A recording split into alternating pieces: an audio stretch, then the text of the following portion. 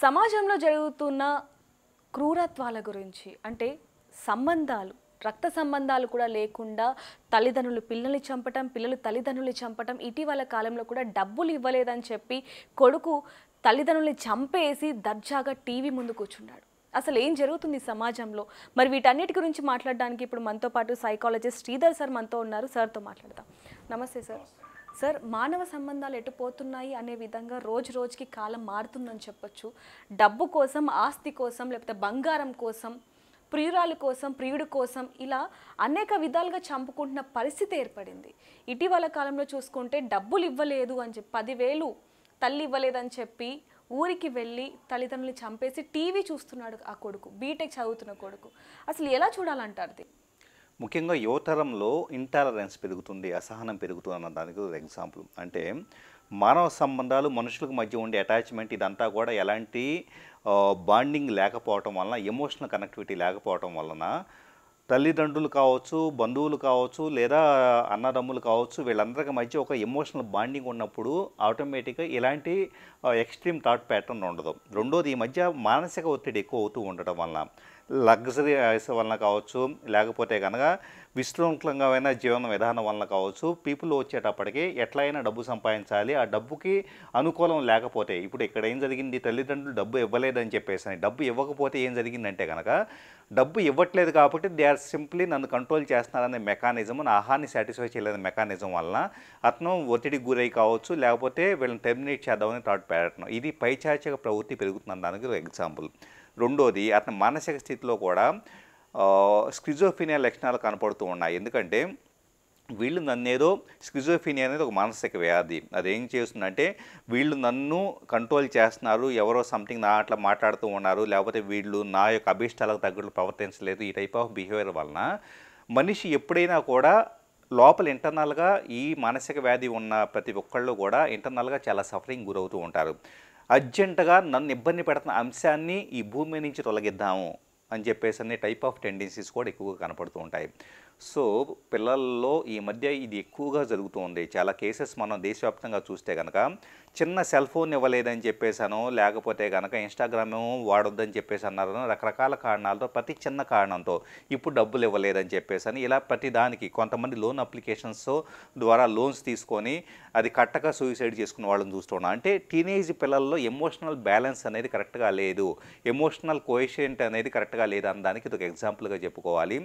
Emotional coefficient ఎప్పుడు బాగోదంటే social connectivity బాగలేనప్పుడు, అంటే మనుషుల మధ్య సంబంధాలు లేనప్పుడు ఏమవుతుందంటే కనుక ఈ మనిషి తన ఎమోషన్స్ అన్నింటినీ కూడా బయటికి వెళ్ళగక్కడానికి ఎలాంటి సపోర్ట్ మెకానిజం లేకపోవటం వలన ఇది లోపల పేరుకుపోయేసి ఏదో ఒక సందర్భంలో ఏదో ట్రిగరింగ్ ఫ్యాక్టర్ వచ్చినప్పుడు వెళ్ళగక్కేసుకో పరిస్థితి వస్తుంది. అది కొన్ని సందర్భాల్లో ఇలాంటి హత్యలకు దారితీసే ప్రమాదం అనేది ఉంటుంది. కాబట్టి పిల్లలను జాగ్రత్తగా చూసుకోవాల్సిన అవసరం ఉంది, బాండింగ్ పెంచుకోవాల్సిన అవసరం ఉంది. పిల్లలకి మధ్య పిల్లలకే, పేరెంట్స్కి, అలాగే బంధువులకి, మిగతా ఎవరైతే బ్రదర్స్ సిస్టర్స్ అందరూ కూడా they should have proper relations. లేకపోతే ముందు ముందు ఇలాంటి ఎక్కువ వినాల్సిన పరిస్థితి కనపడుతుంది. సార్, మన గతంలో చూసుకుంటే అమ్మమ్మ వాళ్ళ జనరేషన్లో చూసుకుంటే ఉమ్మడి కుటుంబాలు ఎక్కువగా ఉండేవి, మంచి చెడు తెలిసేది కాబట్టి ఇలాంటివి అసలు జరిగేవి కాదు.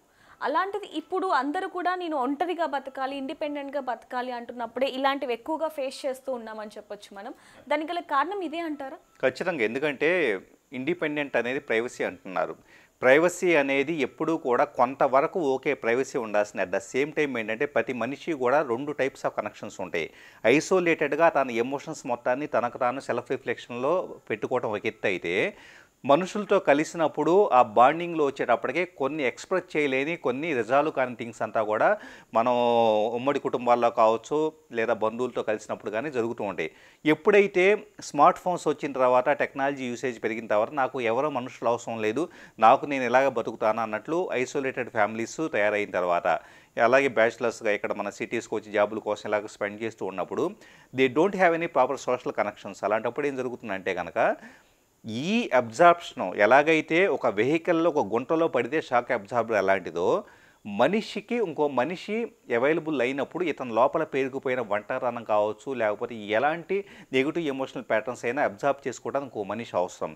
అది లేనప్పుడు ఏం జరుగుతుందంటే, ఎప్పుడైతే పూర్తిగా ఎమోషనల్ ప్యాటర్న్ ఇంబ్యాలెన్స్ అవుతుందో, ఒక్కసారిగా హైయెస్ట్ కోపమో ఇలాంటివి వస్తాయో, ద్వేషం వస్తాయో, అప్పుడు మనిషిని చంపే పరిస్థితి కూడా దారితీస్తూ ఉంటుంది. అంటే కొంతకాలం పాటు ఎక్యుములేట్ అయిపోయి ఎవరితో పంచుకోవడానికి అతనికి అవకాశం లేక మానసికంగా డిస్టర్బ్ అయిపోయేసి అది తల్లిదండ్రులనే చంపే పరిస్థితికి రావడం జరిగింది. అంటే సార్ ఒంటరిగా ఉంటే ఎమోషనల్లీ కూడా కిల్ చేస్తుంది అంటారు. కానీ సార్ అంటే ఎవరినో కాదు, ముక్కు ముఖం తెలియని వాళ్ళం కాదు, నవమాసాలు మోసి తల్లి అన్ని బాగోగులు చూసే తండ్రిని కూడా చంపేంతలాగా మారుతున్నారు అంటే వాళ్ళకి ఆ ఎమోషనల్స్ గుర్తు రావట్లేదు అంటారా అసలు? అంటే మెయిన్ ఏం జరుగుతుందంటే తల్లిదండ్రుల లేకపోతే కనుక భార్య భర్త ఇవన్నీ కూడా ఆ క్షణంలో గుర్తుండవండి. ఒక్కసారి బ్రెయిన్లో అమిగ్డాలా అని చెప్పేసి ఎమోషన్ సెంటర్ ఉంటుంది. సో ప్రీ ఫ్రంటల్ కార్టెక్స్ అదేమో లాజికల్ థింకింగ్ అనేది కేవలం మనిషి ప్రశాంతంగా ఉన్నప్పుడు మాత్రమే పనిచేస్తుంది. తల్లిదండ్రులు అయ్యో పాపము, లేకపోతే కనుక భార్య భర్త అయ్యో పాపం అని చెప్పేసి అని విచక్షణ ఎప్పుడు పనిచేస్తుందంటే మనిషి రిలాక్స్డ్గా ఉన్నప్పుడు మాత్రం విచక్షణగా అయ్యో నేను చేస్తాను తప్పు అనే భావన వస్తుంది.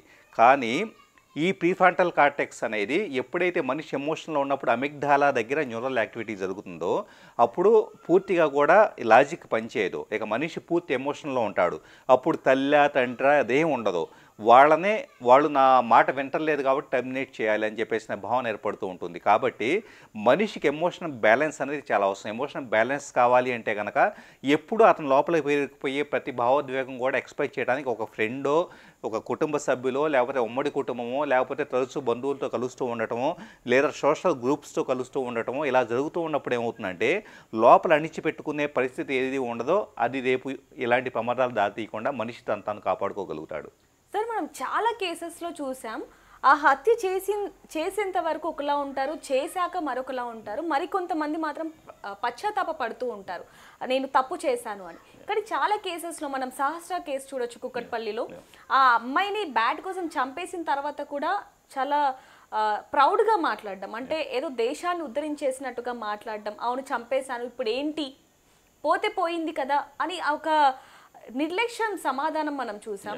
ఇప్పుడు కూడా అదే చూస్తున్నాం. ఈ కేసులో కూడా తల్లిదండ్రులు చంపేశామన్న బాధ కూడా లేకుండా టీవీ చూస్తున్నాడు అంటే అసలు ఏ విధంగా చెప్పాలి అంటే మనిషిలో సెన్సిటివిటీ, సున్నితత్వం చచ్చిపోయింది అంటానికి ఎగ్జాంపుల్ అండి.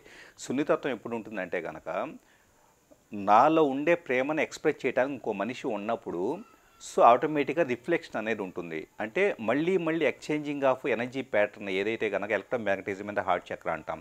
సో మనిషి ప్రేమను చూపిస్తూ ఉన్నప్పుడు మాత్రం ప్రేమ ఉంటుంది. ఎప్పుడైతే ద్వేషాన్నో కోపాన్నో చూపిస్తూ వెళ్తూ ఉంటామో సో హార్ట్ చక్ర ఎనర్జీ చిన్న ఎగ్జాంపుల్గా చెప్పాలంటే అక్కడ ఎలక్ట్రోమాగ్నెటిజం ఉంటుంది ఏరియాలో, అది మొత్తం డ్రై అయిపోతుంది. సో మనిషికి ఇంకా ఎమోషన్స్ ఉండవు, సున్నితత్వం ఉండదు.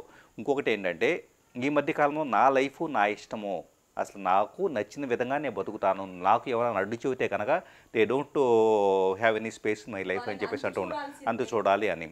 అంటే నా లైఫ్ అని చెప్పేసి అన్ని ఒక టెండెన్సీ మూర్ఖత్వం పెరుగుతూ ఉన్నప్పుడు ఈ బాండింగ్స్ కానీ ఏమీ ఉండదో, సున్నితత్వం ఉండదు. కాబట్టి అలా టీవీ చూస్తాం కావచ్చా, నేను తప్పు చేశాను అయితే ఏం చేస్తారో చేసుకోండి, ఈ టైప్ ఆఫ్ టెండెన్సీస్ ఈ మధ్య యువతరంలో ఎక్కువగా చూస్తూ ఉన్నాం. నా లైఫ్ నా ఇష్టం అనేది అది చాలా విచ్చలవిడితన దారితీస్తుంది, అది చాలా ప్రమాదకరము.